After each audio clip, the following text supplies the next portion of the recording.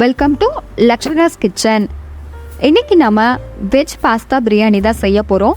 இது மார்னிங் பிரேக்ஃபாஸ்ட்டாகவும் எடுத்துக்கலாம், நைட்டு டின்னராகவும் எடுத்துக்கலாம். இதில் கேரட், உருளைக்கிழங்கு, பட்டாணி இதெல்லாம் சேர்த்து செய்கிறதுனால இதோடைய டேஸ்ட்டு ரொம்பவே சூப்பராக இருக்கும். இந்த வெஜ் பாஸ்தா பிரியாணியை எப்படி செய்யலான்னு பார்க்கலாம்.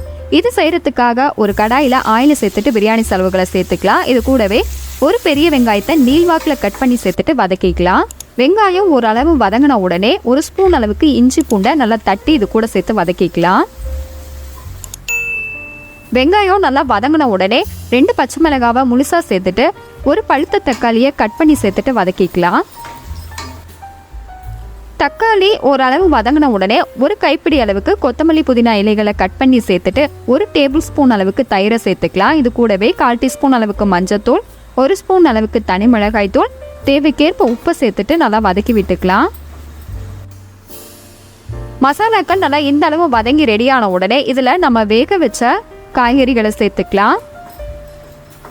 இதை நல்லா மிக்ஸ் பண்ணிவிட்டு ஒரு 2 நிமிஷம் அளவுக்கு மூடி ஸ்டவ்வை சிம்மில் வச்சுட்டு வேக வச்சுக்கலாம்.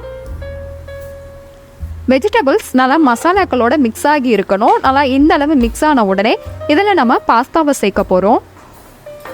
நல்லா கொதிக்கிற தண்ணியில் ஆயிலை சேர்த்துட்டு பாஸ்தாவை சேர்த்து ஒரு 5லிருந்து 7 நிமிஷம் அளவுக்கு வேக வச்சுட்டு நல்லா மிக்ஸ் பண்ணி விட்டுட்டு தண்ணியெல்லாம் வடிகட்டிட்டு பச்சை தண்ணியில் நல்லா வாஷ் பண்ணிவிட்டு எடுத்து வச்சோம் அப்படின்னா பாஸ்தா ஒன்றோட ஒன்று ஒட்டாமல் வரும்.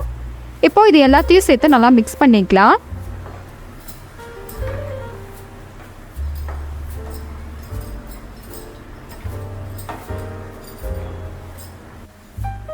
மசாலாக்களோட நல்லா மிக்ஸ் ஆன உடனே கொஞ்சமாக புதினா இலைகளை சேர்த்துட்டு மூடி ஸ்டவ்வை சிம்மில் வச்சுட்டு ஒரு 2 நிமிஷம் அளவுக்கு வேக வச்சுக்கலாம்.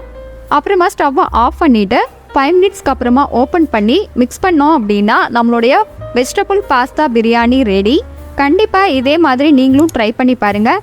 லைக் பண்ணி, ஷேர் பண்ணி, கமெண்ட் பண்ணுங்கள். மறக்காமல் லக்ஷ்மணாஸ் கிச்சனை சப்ஸ்கிரைப் பண்ணுங்கள். தேங்க்யூ.